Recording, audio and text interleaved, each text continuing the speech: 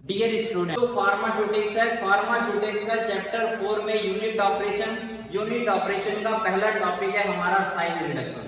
Size reduction की सबसे पहले डेफिनेशन देखते हैं। डेफिनेशन क्या है?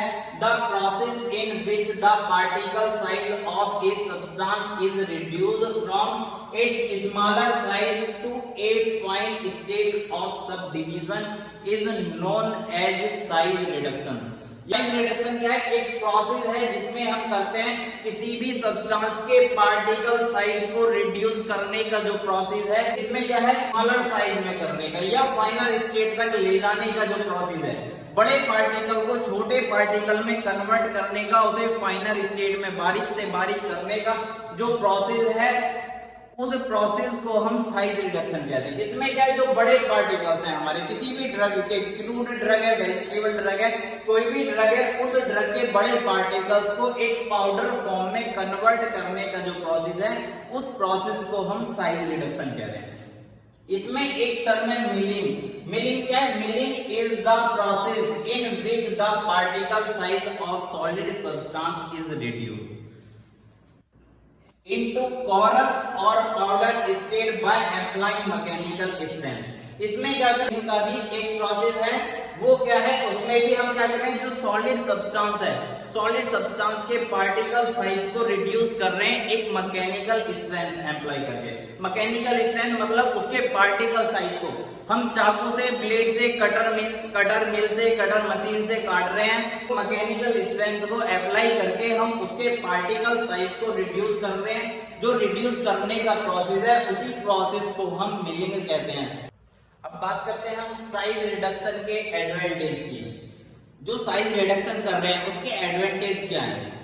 ठीक है, एडवांटेज क्या है इसके?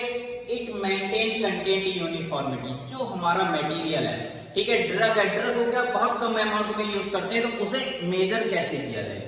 मेजर करने के लिए अगर बड़े पार्टिकल्स हैं, बड़े पार्टिकल्स को मेजर करने में प्रॉब्लम होती है, तो इसमें क्या है, जो बड़े पार्टिकल्स हैं, बड़े पार्टिकल्स को अगर मेजर कर रहे हैं, बड़े बड़े पार्टिकल्स हैं, उनका वेट कर रहे हैं, तो बहुत कम अमाउंट लेना है, तो उसमें क्या है, थोड़ा बहुत कम ज्यादा हो सकता है, तो जितना हमें अमाउंट चाहिए हो सकता है उतना ना आ पाए। इसलिए क्या, जितने बारीक पार्टिकल्स होंगे उसका उतना ही आसानी से हम वेट कर सकते हैं। कम वेट करना हो, ज्यादा वेट करना हो, तो उतना आसानी से हम वेट कर सकते हैं। Uniform flow of material. जब मटेरियल का हम यूज किसी इक्विपमेंट में कर रहे हैं, मशीन में कर रहे हैं, तो उस टाइम पे हमें जरूरत क्या होती है, उसमें उसका जो फ्लो है वो कंटिन्यूअस फ्लो उसका चलता रहे। लेकिन अगर बड़े पार्टिकल्स हैं, तो बड़े पार्टिकल्स क्या, पहले एक पार्टिकल्स आ गया फिर रुक गया कुछ टाइम, तो उसमें कंटिन्यूअस फ्लो नहीं हो पाएगा। इसलिए जितने बारीक पार्टिकल्स होंगे उतना उसका कंटिन्यूअस फ्लो चलता रहेगा, मशीन में उसका उतना अच्छा फ्लो बना रहेगा। इसके बाद है enable extraction and drying of drug in effective metal. जितना पार्टिकल बारीक होंगे, कोई ड्रग अगर बड़ी बड़ी ड्रग है तो उसका एक्टिव कॉन्स्टिट्यूएंट्स निकालने के लिए हमें एक्सट्रैक्शन करना होता है। तो एक्सट्रैक्शन अगर हम उसका कर रहे हैं, तो अगर बड़े पार्टिकल्स हैं उसके एक्सट्रैक्शन करने में या फिर उसे सुखाने में ज्यादा टाइम लगता है। इसलिए अगर बारीक बारीक पार्टिकल है तो उसका, जितने बारीक पार्टिकल्स हैं उसका उतने ही जल्दी एक्सट्रैक्शन हो जाएगा और उतनी ही जल्दी वो सूख भी जाएंगे। इसके बाद बात करते हैं improve absorption and dissolution rate of the product. अगर ड्रग के बारीक पार्टिकल्स हैं, ड्रग छोटे छोटे पार्टिकल्स में डिवाइड है, तो वो जल्दी डिसॉल्व हो जाएगी, उसका डिसोल्यूशन रेट ज्यादा होगा। अगर डिसोल्यूशन रेट ज्यादा होता है तो जितनी जल्दी वो बॉडी में जाके डिसॉल्व होगी, उतना ही ज्यादा उसका एब्जॉर्प्शन होगा। इसके बाद है it improve the drug bio availability.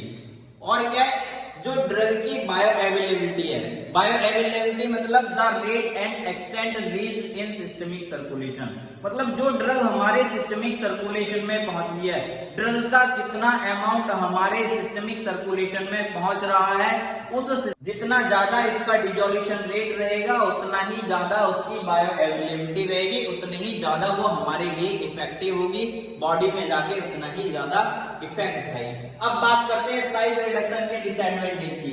Disadvantage क्या है? इसमें हो सकता है ड्रग का एक प्रोसेस बढ़ रहा है, उस प्रोसेस से ड्रग का कुछ पार्ट खराब हो सकता है। दूसरा क्या है? Poor mixing. जब बहुत ज्यादा बारीक पार्टिकल्स हो गए बहुत ज्यादा बारीक पार्टिकल्स अगर उसे हम किसी व्हीकल के साथ डिसॉल्व कर रहे हैं तो डिसॉल्व करने में या मिक्स करने में क्या होगा, उसमें ग्लोब्यूल्स बन सकते हैं या वो किसी पार्ट में जो हमारा वेसल है, वेसल के किसी पार्ट में वो चिपक भी सकता है। और क्या है, it may lead to product contamination.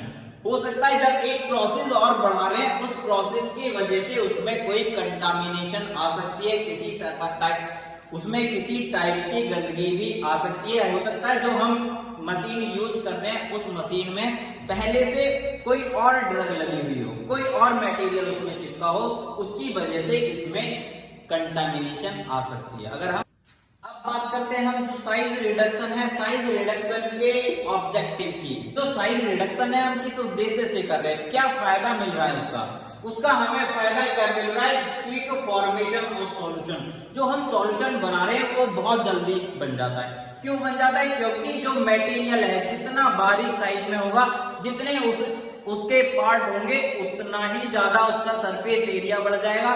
Surface area बढ़ेगा तो वो जल्दी डिसॉल्व हो जाएंगे। अगर हमें उसे किसी व्हीकल में डिसॉल्व करना है तो डिसॉल्व करने के लिए उसका जितना ज्यादा सरफेस एरिया होगा उतनी ही जल्दी वो डिसॉल्व हो जाएगा, और जितना जल्दी डिसॉल्व होगा उतनी जल्दी हमारा सॉल्यूशन बन जाएगा। इसके बाद है हमारा vegetable drug enhance the solvent penetration capacity because of the increase surface area resulting in better extraction. जब सरफेस एरिया हमारा बढ़ रहा है तो सरफेस एरिया से क्या होगा, पार्टिकल जितने बारीक होंगे उतना उनका ज्यादा सरफेस एरिया होगा, और सरफेस एरिया जो उसे किसी भी ड्रग के एक्सट्रैक्शन के लिए हम साइज रिडक्शन करने से क्या हुआ, सरफेस एरिया इंक्रीज हो गया।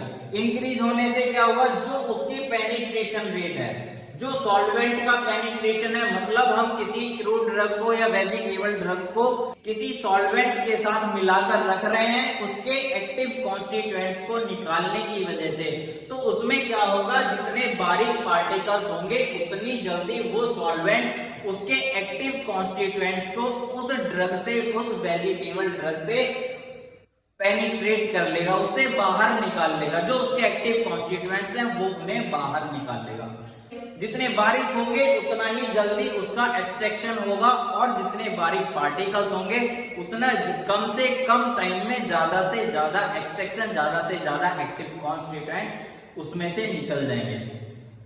जितना उसका डिसोल्यूशन रेट बढ़ जाएगा उसी के अकॉर्डिंग उसकी थेराप्यूटिक इफिकेसी भी बढ़ जाएगी। जितनी जल्दी वो बॉडी में जाके डिसॉल्व हो रहा है उतनी ही जल्दी वो इफेक्ट दिखाएगा, उतना ही ज्यादा उसकी थेराप्यूटिक इफिकेसी होगी।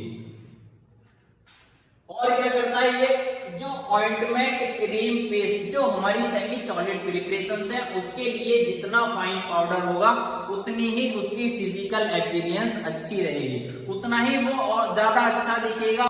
इसके बाद क्या हम मिक्सिंग कर रहे हैं, मिक्सिंग में क्या है, अगर सारे जो मटेरियल्स हैं, सारे मटेरियल्स के पार्टिकल एक साइज के हैं, अगर अलग अलग साइज के होते हैं तो क्या होता है, मटेरियल हमारा जो अलग है, जो बड़े पार्टिकल्स हैं वो अलग दिखेंगे, और जो सॉलिड छोटे पार्टिकल्स हैं, बारीक पार्टिकल्स हैं, वो अलग दिखेंगे। तो इसमें क्या होगा, तो बड़े पार्टिकल्स हैं, हम क्या कर रहे हैं, बड़े पार्टिकल्स को छोटे पार्टिकल के साइज में कर रहे हैं, सारे पार्टिकल्स को सेम साइज में कर रहे हैं। तो सेम साइज में करने से क्या होगा, जो प्रोडक्ट है वो हमारा यूनिफॉर्म बनेगा और आसानी से वो आपस में मिक्स भी हो सकते हैं। ऐसे कौन से फैक्टर है जो साइज रिडक्शन के प्रोसेस को अफेक्ट कर रहे हैं, ठीक है, ऐसे कौन से प्रोसेस हैं जो साइज रिडक्शन के प्रोसेस को प्रभावित कर रहे हैं, मतलब प्रभावित करने वाले कारक जो हमारे आकार घटाने के प्रोसेस को प्रभावित करने वाले कारक हैं, उनके बारे में बात कर रहे हैं। ऐसे फैक्टर कौन से हैं, पहला फैक्टर है हमारा हार्डनेस। हार्डनेस क्या है, ठीक है, जो मटेरियल हम यूज कर रहे हैं, साइज रिडक्शन के लिए जो मटेरियल हम यूज कर रहे हैं वो अगर बहुत ज्यादा हार्ड है तो वो प्रोसेस को बढ़ा देगा, प्रोसेस को होने में बहुत ज्यादा टाइम लगेगा। स्टिकनेस क्या है, अगर वो मटेरियल ब्लेड पर चिपकता है, जिस इक्विपमेंट से, जिस कटर से हम उसे कर रहे हैं, अगर वो उस पर चिपक रहा है तो क्या होगा, प्रोसेस में ज्यादा टाइम लगेगा, ब्लेडों को रोक सकता है, जाम कर सकता है। इसके बाद मॉइस्चर कंटेंट, मॉइस्चर कंटेंट, अगर मटेरियल जिस ड्रग को हम साइज रिडक्शन कर रहे हैं, जिस ड्रग का हम साइज रिडक्शन कर रहे हैं उसमें अगर मॉइस्चर प्रेजेंट है, मी की मात्रा है, तो उसमें उतना ही ज्यादा टाइम लगेगा और वो यूनिफॉर्मिटी उसमें नहीं आ पाएगी। सॉफ्टनिंग टेम्परेचर, अगर मटेरियल हमारा ऐसा है जो टेम्परेचर पाने पर अगर टेम्परेचर बढ़ रहा है, हो सकता है इक्विपमेंट में यूज कर रहे हैं, जिस मशीन में हम उसका यूज कर रहे हैं, जिस कटर मिल में या किसी भी मिल में हम यूज कर रहे हैं, उसमें क्या हो टेम्परेचर इंक्रीज हो जाए, तो टेम्परेचर इंक्रीज होने से क्या हुआ, वो मटेरियल सॉफ्ट हो गया। ठीक है, मटेरियल सॉफ्ट होने से उसमें ज्यादा टाइम लगेगा और यूनिफॉर्मिटी नहीं आ पाएगी। इसके बाद फिर प्यूरिटी रिक्वायरमेंट, जिस मटेरियल का हम यूज कर रहे हैं साइज रिडक्शन के लिए, जिस मटेरियल का यूज कर रहे हैं उसमें प्यूरिटी की रिक्वायरमेंट है। अगर प्यूरिटी नहीं होती, इन केस हम किसी ड्रग का साइज रिडक्शन कर रहे हैं, हमने कटर मिल में यूज किया और कोई मेटल उसमें प्रेजेंट हुआ, ठीक है, लोहे की कोई छड़ उसमें प्रेजेंट हुई या कोई अदर मटेरियल उसमें प्रेजेंट हुआ, तो वो क्या करेगा, उसके ब्लेड को खराब कर सकता है और मटेरियल जो हमें चाहिए, ठीक है, जिस तरह का हमें मटेरियल चाहिए उस तरह का मटेरियल हमें नहीं मिल पाएगा। इसके बाद ratio of feed size to product size, जो प्रोडक्ट साइज है उसका रेशियो, ठीक है, हम क्या, हमारे पास ज्यादा मटेरियल है, उसे उसी के अकॉर्डिंग उस इक्विपमेंट में यूज किया जाएगा। हो सकता है हमारे पास बहुत सारा मटेरियल हो और उसे हम बहुत थोड़ा थोड़ा करके पीस रहे हैं, या फिर ऐसा भी हो सकता है जो हमारा इक्विपमेंट है उस इक्विपमेंट में अगर हम बहुत कम भर रहे हैं, ठीक है, जिस मशीन से इसे कर रहे हैं उस मशीन में बहुत कम मटेरियल डाला तो वो ब्लेड तक नहीं पहुंच पाएगा, तब भी उसमें ज्यादा टाइम लगेगा। या फिर अगर हम बहुत ज्यादा उसमें भर देते हैं, ज्यादा भरने पर क्या होता है, उसके ब्लेड सही से मूव नहीं कर पाते हैं, तो भी प्रोडक्ट हमारा जैसा हमें चाहिए ऐसा नहीं मिल पाता है। इसके बाद बल्क डेंसिटी, अगर मटेरियल की डेंसिटी बहुत ज्यादा है तो सही से ब्लेड उसमें मूव नहीं हो पाएंगे।